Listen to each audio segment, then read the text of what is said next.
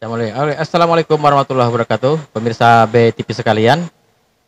Kali ini kita akan mengupas tentang visi misi dari salah satu paslon yang berlaga di Kota Baru, dan ini paslon yang cukup diunggulkan kayaknya nih.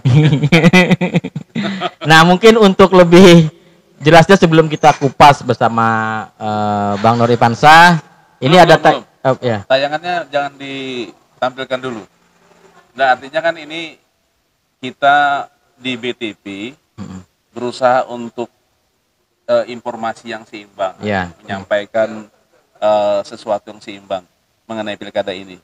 Kita sudah wawancarakan dengan nomor 2. Ya, paslon nomor 2. Nah, ini kita sudah berusaha untuk mengundang mereka, baik langsung calon maupun timnya. Mungkin masih ada kesibukan. Jadi belum bisa meluangkan waktu untuk berdialog, berbincang dengan kita. Tapi alhamdulillah mereka mengirimkan satu klip kampanye. Nah, jadi itu ada visi misi utama mereka. Jadi kita memberikan respon. Memberikan respon terhadap visi mereka melalui klip itu. Nah, jadi itu dulu yang kita klarifikasi kepada pemirsa bahwa ini merupakan penyampaian informasi yang seimbang oleh BTV. Ya, kalau di BTV kan biasa aja nggak hadir ya. Tapi nanti mungkin kalau KPU juga bisa juga tidak hadir, kan nggak masalah juga.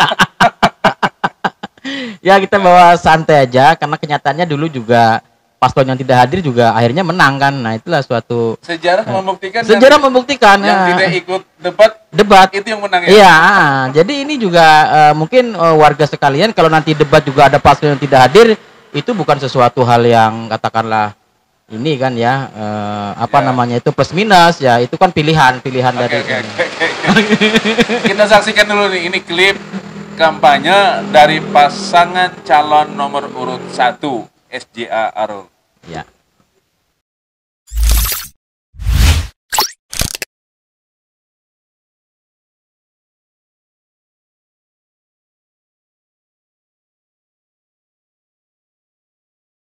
Besarnya potensi wisata di Bumi Saijaan membuat pemerintah Kabupaten Kota Baru di bawah kepemimpinan Bupati Haji Said Jafar terus berkomitmen untuk meningkatkan destinasi pariwisata.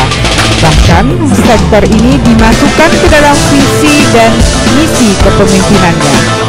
Sebagai daerah kepulauan, Kota Baru memiliki segudang potensi wisata, baik wisata bahari, wisata alam, wisata budaya, dan wisata buatan. Berdasarkan data dan fakta, kunjungan wisatawan ke Kota Baru pada tahun ke tahun semakin meningkat. Pada tahun 2016 tercatat ada 37.505 orang wisatawan, dan jumlah itu terrealisir sesuai target. Selanjutnya, pada tahun 2017, kunjungan wisatawan makin meningkat dari target 63.469 orang, terrealisasi melebihi ekspektasi, yaitu sebanyak 193.804 orang. Kemudian tahun 2018 target 200.000 dan terrealisasi sebanyak 541.487, dan pada tahun 2019 Kota Baru menargetkan 650.000 orang dan realisasi wisatawan yang masuk sebanyak 684.569 orang. Terbukti dari keseriusan pemerintah daerah dalam memaksimalkan sektor pariwisata terlihat dari dominannya alokasi APBD dari tahun ke tahun yang terus meningkat.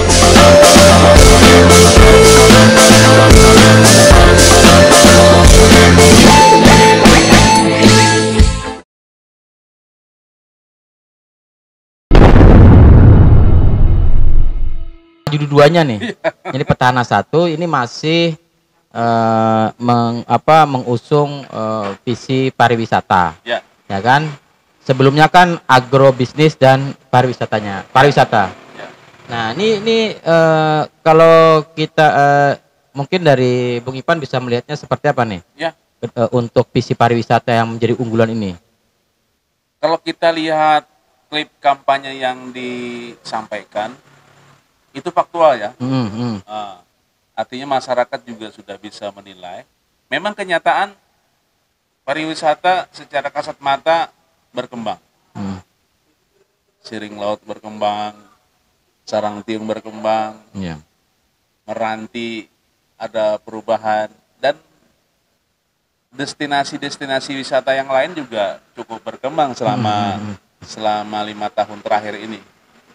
Jadi ya pantas saja, memang selayaknya, memang bagus kalau beliau pasangan 01 ini mengangkat lagi tema pariwisata. Ya, namun untuk pariwisata sendiri ini kan nanti berujung ke PAD. Nah, karena mau berujung ke PAD berarti retribusinya kan harus besar-besar nih. Seperti sarang tiung juga begitu dinaikkan retribusinya juga timbul ada kritik juga dari warga. Nah, karena kan dominan pengunjungnya juga warga Kota Baru ya kan, meskipun juga ada warga dari luar yang berkunjung. Ya, ini bagaimana menyikapinya? Tadi kan sudah disampaikan data-data faktual juga bahwa setiap tahun terjadi peningkatan jumlah pengunjung wisata.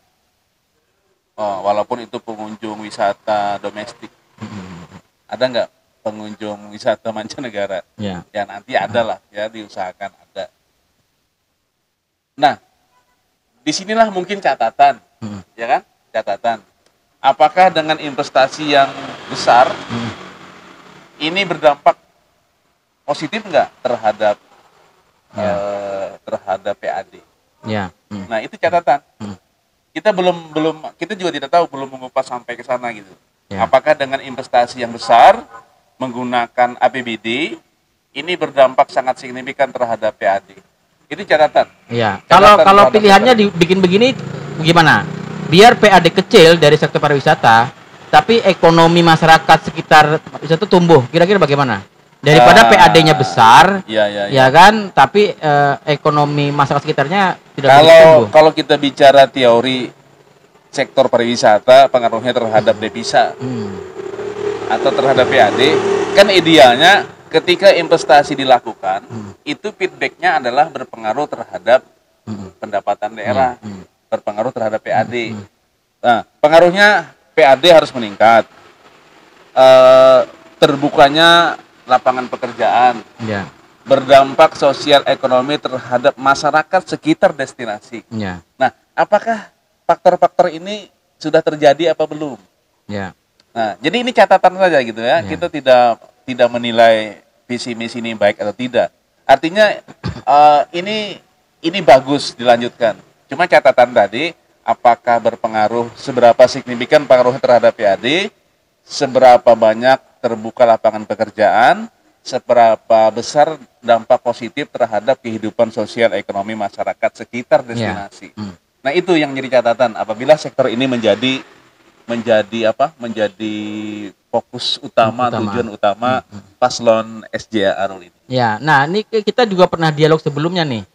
Karena menurut Bung Ipan kan karena tidak ada di APBD, maka tidak bisa dong dijadikan ukuran ketidakberhasilan. Contoh misalkan dulu era Pak Irhami ada ingin membangun perkantoran, ya alhamdulillah kan tidak diselesaikan, ya kan.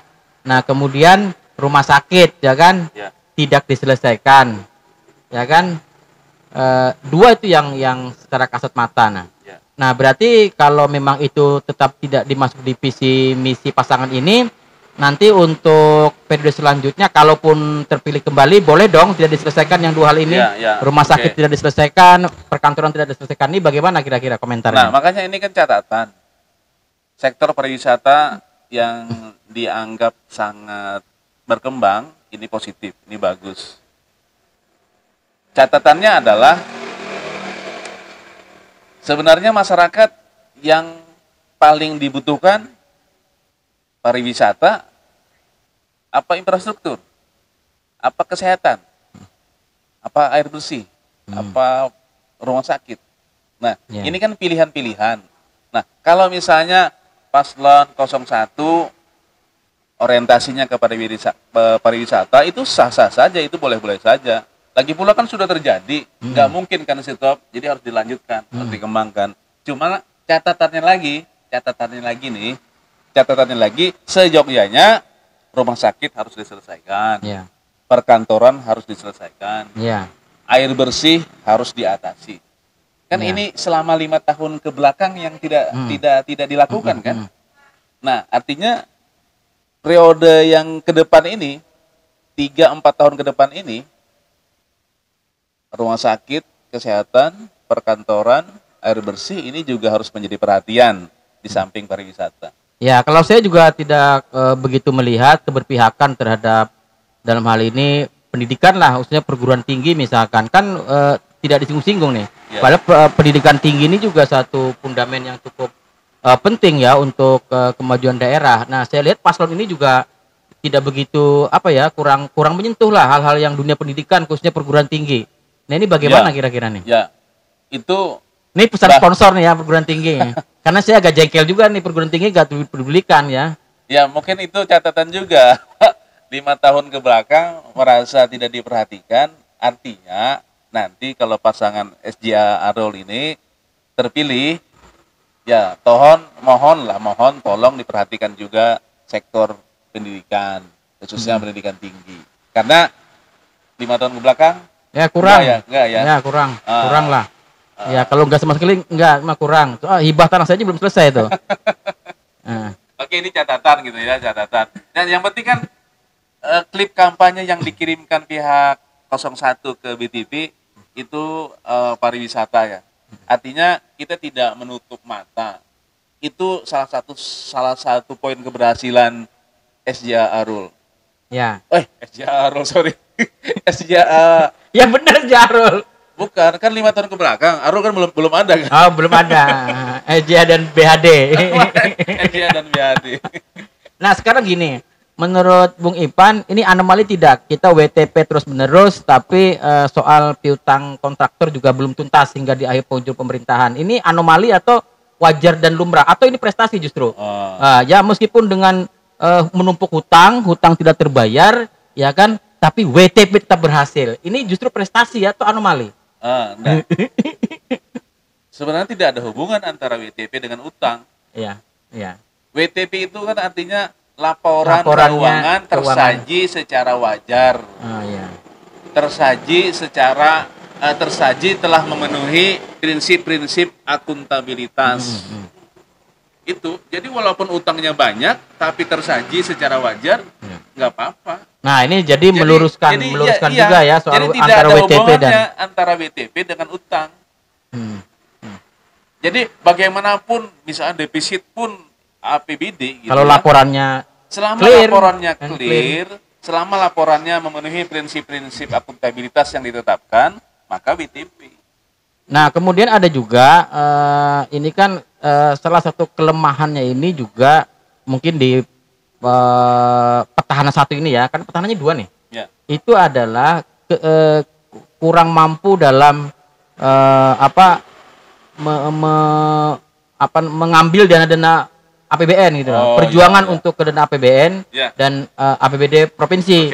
Karena kan kalau kita hanya mengandalkan APBD daerah, ya kan, tentunya dengan luas wilayah Kota Baru dan kompleksnya persoalan itu sangat minim kemampuan keuangan. Jadi ini kalau kita lihat kemarin evaluasi bahwa periode yang lalu beliau juga kurang daya juangnya dalam hal untuk mengambil dana APBN dan provinsi. Kira-kira gimana ke depannya ini? Sepakat itu. Jadi catatan lagi apabila paslon 01 yang terpilih mengemban visi utama pariwisata ditambah dengan kewajiban sektor kesehatan, pendidikan, dan infrastruktur lain, air bersih salah satunya, tentu tidak bisa mengandalkan cuma APBD. Itu nggak mungkin. Jadi dituntut ada inovasi untuk mencari alternatif pembiayaan. Baik itu pihak ketiga maupun kerjasama APBN, termasuk mungkin dari luar negeri juga, termasuk adalah investasi, mengundang investasi pihak lain untuk masuk ke Kota Baru. Nah, itu catatan. Jadi betul apa yang Anda sampaikan, 5 tahun ke belakang mungkin itu belum maksimal dilakukan. Jadi kedepannya apabila SJA Arul terpilih, Itu catatan yang mungkin bisa dilakukan.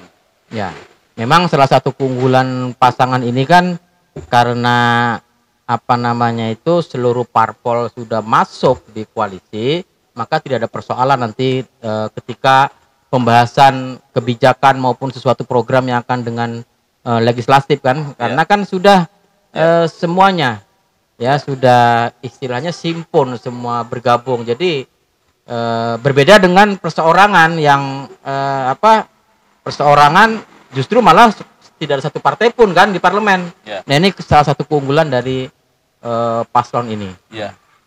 Oke, kita lihat aja nanti. Yang jelas kita sudah menyaksikan, pemirsa WTV juga sudah menyaksikan. Itulah salah satu visi misi unggulan paslon 01, dan ada beberapa catatan ya yang mungkin kami sampaikan di sini. Ya mudah-mudahan catatan ini juga merupakan aspirasi orang banyak lah. Ya, oke. Demikian tadi perbincangan singkat kita menyikapi tagline dan visi misi dalam video yang dari paslon 01, dan selamat berdemokrasi ya. Siapapun nanti yang terpilih, itulah realita kenyataan yang harus kita sikapi. Mau tidak mau, suka tidak suka, ya kan? Ya, itulah kenyataan.